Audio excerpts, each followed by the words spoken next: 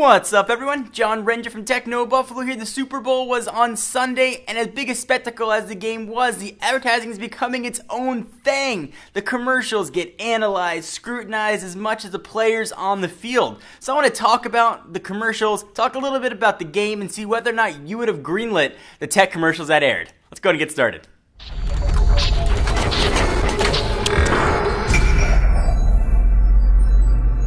So each 30-second spot of the Super Bowl costs $4 million. That ain't cheap. And you figure if you're a tech company and you want to make a big splash, spending $4 million is a ton of cash.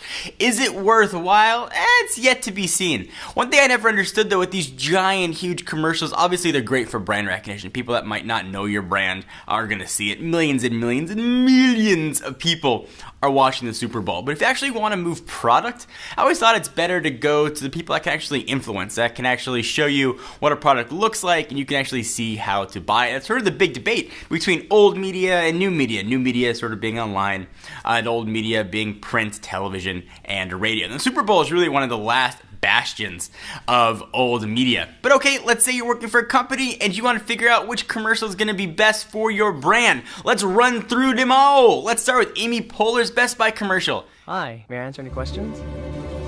What the heck's the difference between all these? Commercial. How can you not like Amy Poehler? I love Parks and Rec. I loved her on Saturday Night Live. I think she actually did a really good job. It's been no secret that Best Buy's been hurting. They've really been trying to sort of get their brand back up. Even rumors they might be going back to be private. But I think this actually did a really nice job reminding people that, hey, you can buy stuff not on Amazon. You can also go to our store and not just check them out, but you can purchase products there. You should do that.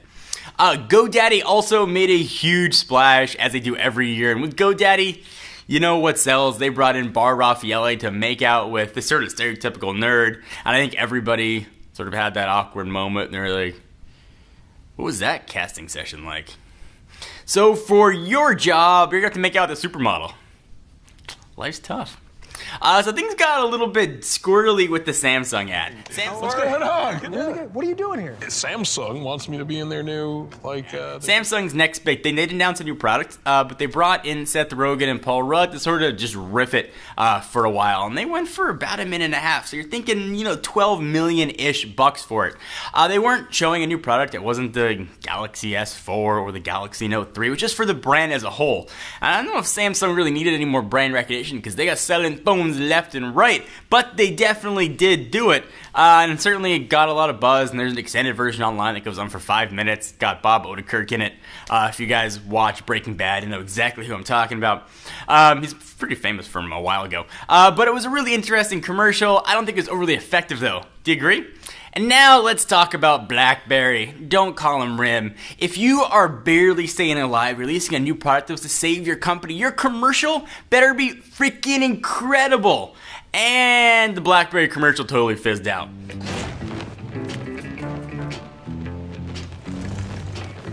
Instead of spending 30 seconds showing you something cool the phone could do, focusing on a new feature, showing you what it looked like, showing you a brand new UI, they spent 30 seconds showing you what the phone can't do. There's the whole premise for the commercial.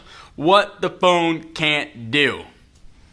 Yeah, I mean, for my money, I would have said the phone can't be Android or iOS, but they didn't want to go that way. They just showed stuff the phone can't do. It's silly. It made no sense. Didn't educate consumers. I don't think it made anybody more excited for BlackBerry, especially spending that kind of crazy Skrilla. You'd figure they'd be more careful with what they're doing. So I'm thinking, being as part of new media, if I wanted to put a commercial out, I think I'd be much better going to someone who could go online. Obviously, I'm a little bit biased. Not only with the online world can you see who's buying stuff, you can track clicks and all that kind of thing, but it's much easier and it's much less expensive. If you go on the Super Bowl, maybe 5 to 10% of the people are your target demographic. Certainly you're helping with recognition for your name brand, but you have no idea how effective it is if they're buying based on what you said. And you can track trends later on and see if spikes go up and your charts change. But overall, things aren't really that quantifiable. So that was pretty interesting. So the folks at Adobe were like, hey, I kind of agree with you. So they got Adobe Marketing Cloud. They put together kind of a cool commercial with animals talking, sort of typical, almost Super Bowl-esque commercial. Hey, are you shooting a spot for the big game? Yeah, totally. You? Yep. Can you believe they spend millions of dollars on these things for what, 30 seconds? Is that right? Oh, yeah. Saying, hey, can you believe how much money they're spending? Well, you could just go online, you could go to YouTube, you go to Facebook, you go to Twitter, and you could almost let as many people know about your product as you can with the Super Bowl, but spend so much less cash. So I know what you guys think. Do you think it's still great to have these giant Super Bowl commercials that are spectacle, or if you're a company, are you better off just going online?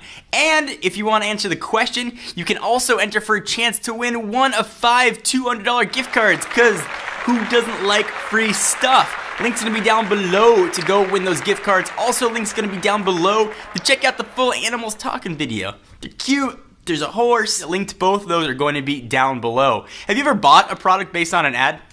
And what was the ad about that you liked enough to actually buy the product? Honestly, what comes to mind for me are movies.